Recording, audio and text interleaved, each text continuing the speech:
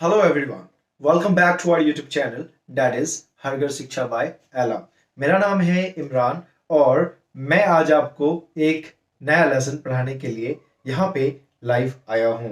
अच्छा, मैं आपको याद दिला दूँ, हमारी प्रीवियस क्लास में मैंने आपको पढ़ाया था future perfect tense. Future perfect tense क्या होता है, इसकी क्या पहचान है, ये ऑलरेडी जानने के लिए आपको लिंक डिस्क्रिप्शन बॉक्स में दिया है, आप जाकर उसे वहां से देख लें।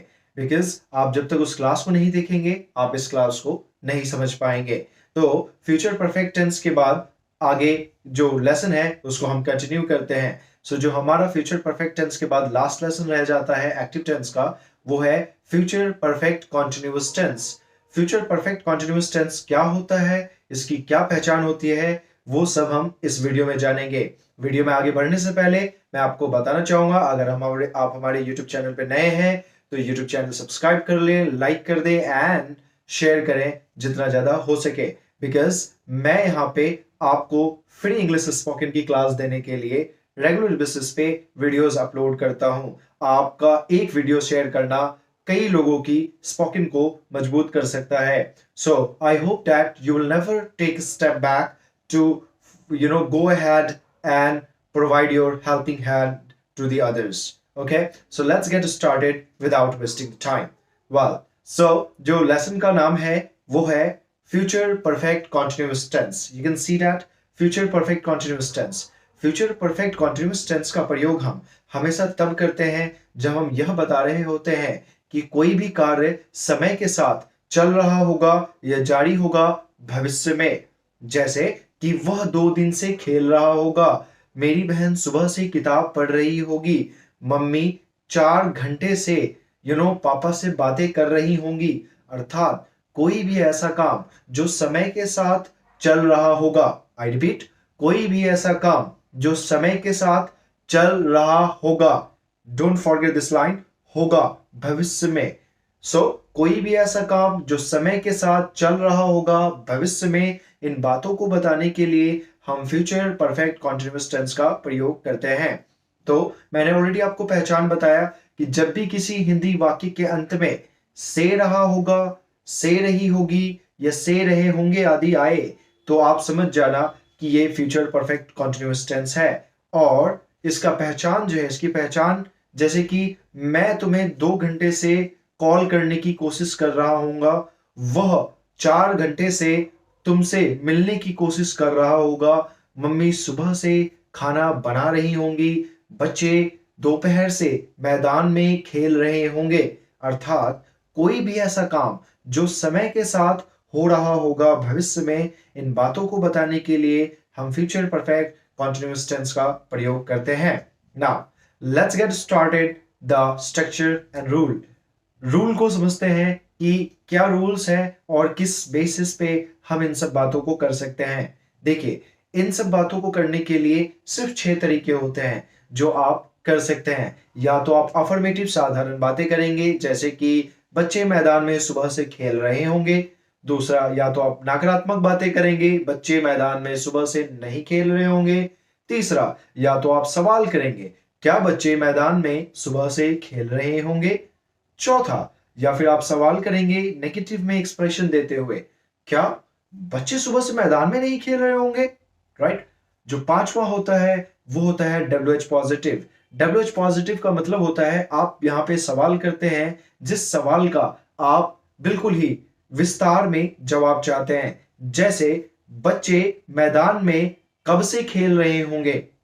ठीक है। और जो छठा होता है वो होता है WH नेगेटिव, जिसमें हम सवाल नकारात्मक में करते हैं। बच्चे मैदान में सुबह से क्यों नहीं खेल रहे होंगे। राइट। तो ये नेगेटिव वाली बातें होती है। तो हम सिर्फ 6 तरीके से बातें करते हैं भविष्य के फ्यूचर परफेक्ट कॉन्टिन्यूअस टेंस में।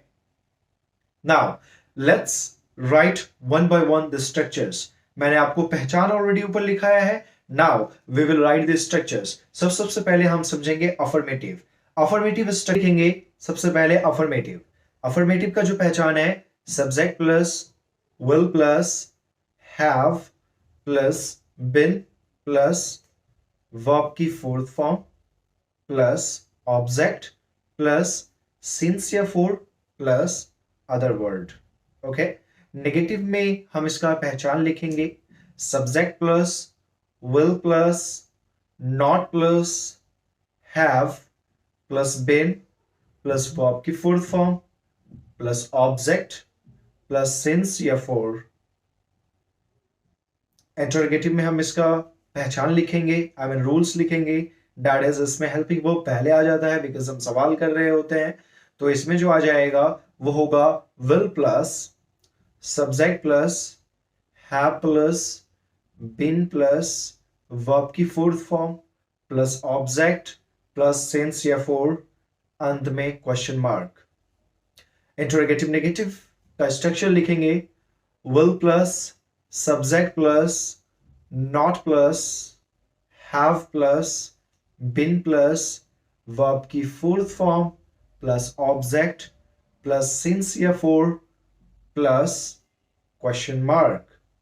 अब हम लिखेंगे WH पॉजिटिव.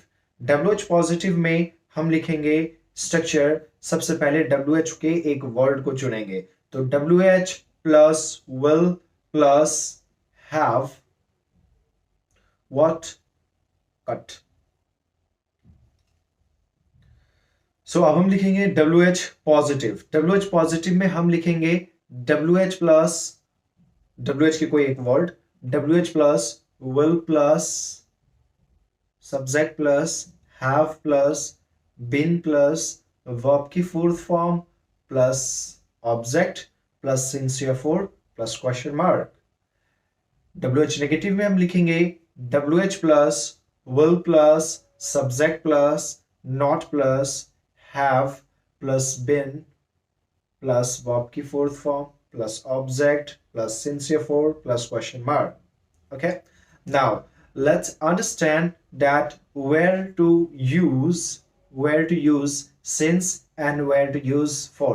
तो हम since का प्रयोग हम करते हैं जब हम एक ड्यूरेशन की बातें करते हैं जैसे कि कोई भी ऐसा काम जो पास्ट में शुरू हुआ था और वो अभी भी चल रहा है जैसे कि सुबह से शाम से रात से दिन से दोपहर से 8 बजे से है ना सालों से इन सब के लिए जो है हम प्रयोग करेंगे सिंस का और फॉर का प्रयोग हम करेंगे for a period of time एक समय अंतराल से मतलब यहाँ पे ये आपसे बातें करता है कि कितनी देर तक ये हुआ ये duration of time period of time के लिए मतलब एक पीरियड ऑफ टाइम पे स्टार्ट हुआ और एक पीरियड ऑफ टाइम पे वो खत्म हो गया तो पीरियड ऑफ टाइम को बताने के लिए हम फॉर का प्रयोग करते हैं जैसे 4 दिन से 2 रात से है ना 6 महीने से 2 साल से 2 घंटे से है ना 2 सप्ताह से इन सबको बताने के लिए इसमें आप ये भी देख सकते हैं कि नंबर्स वगैरह इसमें आ जाते हैं जो एक पीरियड ऑफ टाइम को डिफाइन करता है.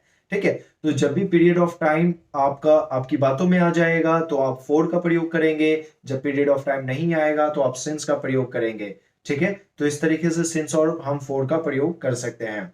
Now we will understand that how to use all these structures in English and Hindi too. It's time to give you examples Hindi as well as in English too. Okay, so सबसे पहले हम rule number 1 जो मैंने आपको लिखाया था affirmative उसके examples को समझेंगे. अफर्मेटिव मतलब होता है साधारण. इनमें हम जब भी बातें कर रहे होते हैं साधारण जैसे वो सुबह से खेल रहा होगा वो सुबह से घूम रही होगी वो सुबह से पढ़ रहा होगा वो सुबह से नहा रहा होगा वो सुबह से अपने घर जाने की कोशिश कर रहा होगा है ना. तो ये सारी बातें जिसमें सुबह से मतलब एक समय भी लगा हुआ है और एक्शन भी हो रहा है इन सारी बातों को साधारण बातों को करने के लिए हम अफर्मेटिव का प्रयोग करते हैं. ठीक है तो पहला एग्जाम्पल लेते हैं जैसे कि मेरी मम्मी सुबह से खाना बना रही होगी तो ये साधारण बातें हैं तो इसको इंग्लिश में कैसे लिखेंगे my mom will have been cooking food since morning. मैंने अभी आपको बताया कि सिंस मॉर्निंग का प्रयोग तब होता है जब कोई भी काम पास्ट में शुरू हुआ था बट वर्तमान में अभी भी चल रहा है. अब मेरी मम्मी ने खाना बनाना शुरू कब किया था पास्ट में बट अभी भी बना रही होगी एक्शन इज स्टिल कंटिन्यू तो यहाँ पे सिंस का प्रयोग होगा. Okay so my mom will have been cooking food since morning. Okay now the negative structure जो है इसका नकारात्मक वाक्य अगर हम बनाएंगे तो नकारात्मक वाक्य होगा मेरी मम्मी सुबह से खाना नहीं बना रही होगी. My mom will not have been cooking food since morning. I repeat, my mom will not have been cooking food since morning. Okay? Now इसकी इंटरोगेटिव जो रूल नंबर 3 मैंने आपको लिखा है, कॉपी में देखिए, जल्दी से नीचे देखिए, इंटरोगेटिव लिखा हुआ है ना, इसमें आप सवाल कर रहे हैं ना, मतलब हेल्पिंग वो पहले आ रहा है ना, तो लेट्स अंडरस्टैंड दिस। अब इसका क्या इंटरोगेटिव होगा? क्या मेरी मम्मी सुबह से खाना बना रही होगी? तो इंग्लिश इसका क्या होगा? हेल्पिंग वो पहले आ जाएगा। जब भी वाक्य के शुरू में क्या आ जाए तो आप समझ जाना उस वाक्य का हेल्पिंग वर्ब पहले आएगा। ठीक है, सो क्या मेरी मम्मी सुबह से खाना बना रही होगी? Well my mom have been. Well, my mom have been cooking food since morning. Question mark. Okay. Make sure that if you are going to write it on your notebook, so you have to mention the question mark. If you do not mention the question mark, your sentence is incorrect. Okay. Because you are somehow asking the question, and there should be, even not should, there must be the symbol of question mark there. Okay. Now, so क्या मेरी mummy सुबह से खाना बना रही होगी? Will my mom have been cooking food since morning? अब चौथा रूल देखिए, कॉपी में लिखा हुआ है। इसका मतलब होता है क्या और नहीं, क्या और नहीं। तो इसमें जो सवाल होगा, क्या मेरी मम्मी सुबह से खाना नहीं बना रही होगी? Will my mom not have been cooking food since morning? I repeat, will my mom not have been cooking food since morning? अब पांचवा जो रूल है वो है WH पॉजिटिव का, मतलब इसमें सवाल होगा विस्तार से और पॉजिटिव बातें होगी। ठीक है, जैसे कि मेरी मम्मी सुबह से खाना कैसे बना रही होगी, कैसे बना रही होगी, या फिर क्यों बना रही होगी फॉर एग्जाम्पल। ठीक है, तो इसको हम बनाएंगे कैसे या क्यों। कैसे के लिए हाउ का प्रयोग करेंगे सबसे पहले, और क्यों के लिए वाई का प्रयोग करेंगे। ओके, सो मैं हाउ पे बनाता हूं। ओके, हाउ, उसके बाद क्या लिखा हुआ है, कॉपी में देखिए, जल्दी से देखिए। विल लिखा हुआ है, विल लिखा हुआ है ना, वेरी गुड। तो विल हैव बीन लिखा हुआ है, राइट। सो व्हाट या हाउ या वाई। ठीक है, मेरी मम्मी कैसे सुबह से खाना बना रही होगी। सो हाउ, विल, हाउ के जस्ट बाद विल आएगा, बिकॉज आप क्वेश्चन कर रहे हैं। विल के जस्ट बाद सब्जेक्ट आएगा जिसकी बातें हो रही है। So how will my mom have been cooking food since morning. How will my mom have been cooking food since morning. ठीक है, तो ये आपने सवाल किया कि मेरी मम्मी सुबह से खाना कैसे बना रही होगी। ना the last one, WH negative. WH negative में आप देखिए कुछ नहीं है, इसमें बस नॉट लग गया है। ठीक है, नॉट लगते ही ये नकारात्मक हो जाता है। मेरी मम्मी सुबह से खाना क्यों नहीं बना रही होगी? तो क्यों के लिए वाई का प्रयोग होता है। Why will my mom not have been cooking food since morning. I repeat, why will my mom not have been cooking food since morning. तो इस तरीके से आप ये सारी बातें कर सकते हैं। सो आई होप दैट मैंने आपको बहुत ही अच्छे से विस्तार से समझाया है। एक बार मैं क्विक समरी आपको देता हूं। हमने आज लेसन पढ़ा future perfect continuous tense. Perfect का मतलब होता है पूर्णता, कॉन्टिन्यूअस मतलब जारी है, और टेंस मतलब काल। सो कोई भी ऐसा काम जो भविष्य में समय के साथ चल रहा है या जारी है, इन बातों को बताने के लिए हम फ्यूचर परफेक्ट कॉन्टिन्यूअस टेंस का प्रयोग करते हैं। इसका एग्जाम्पल है जैसे कि मैं सुबह से किताब पढ़ रहा हूँ, वह दोपहर से खेल रही होगी, बच्चे शाम से घर जाने की घर जाने के लिए शोर मचा रहे होंगे, राइट। सो कोई भी ऐसा काम जो हो रहा होगा भविष्य में। एग्जाम्पल्स वगैरह, स्ट्रक्चर्स वगैरह मैंने आपको दे दिया है। Now it's time to give you the challenge. I hope that you have understood this lesson very clearly. Now it's time to accept the challenge and write down the comment if you have understood this lesson. So my first challenge is there. Please accept it and comment below your answer. Just write down. मेरा भाई सुबह से गाड़ी चला रहा होगा। I repeat, मेरा भाई सुबह से गाड़ी चला रहा होगा। नेक्स्ट एग्जाम्पल, क्या तुम्हारे दोस्त 2 साल से एग्जाम की तैयारी कर रहे होंगे? क्या तुम्हारे दोस्त 2 साल से एग्जाम की तैयारी कर रहे होंगे? अच्छा देखो, इसमें क्या पहले आ गया, हेल्पिंग वो पहले आप ले लेना। रूल नंबर 3 है, देखकर बनाओ, फटाफट कमेंट करो और मुझे बताओ कि yes sir I have understood this. Make sure guys, आप जब तक कमेंट नहीं करेंगे मुझे कॉन्फिडेंस नहीं मिलेगा, because I will not understand whether my way of teaching is like attractive, whether my way of teaching is good for you, or it's like productive or not. Okay, until unless you do not comment below, until unless you do not let me know that yes sir, we are understanding, we are getting whatever you're teaching, so I will not exactly get the confidence. Okay, so your comment will give me a confidence to shoot more and more videos, Hannah, so that you can learn very well by sitting at home wherever you are. So I wish you all the best for your bright future, and do not forget to like, share, and subscribe. And also, you can follow my Instagram channel, that is AIM English Language Academy, to learn 1 minute English there.